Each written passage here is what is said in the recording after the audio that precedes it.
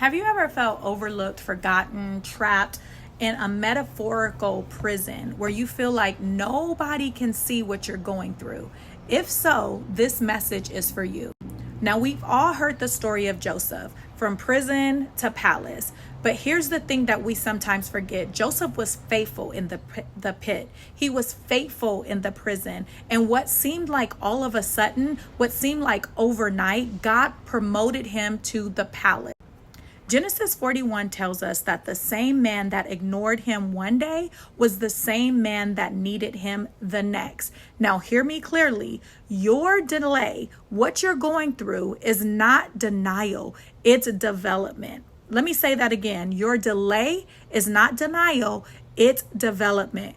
God was training Joseph for the influence that he could not survive until he matured.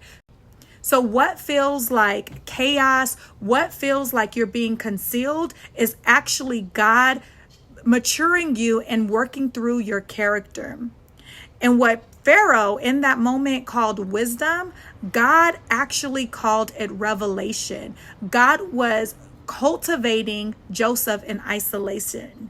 Some of you are walking through what is about to feel like a bumper crop season. If you haven't read Genesis 41, I want you to take some time to read it, because it talks about the bumper crop season where the abundance is beginning to flow, not because life was easy for you, but because you stayed faithful when it was hard. Here's the truth. Here is the hard truth that I need you to understand. You weren't forgotten. You were being prepared to steward the abundance that is getting ready to hit your house.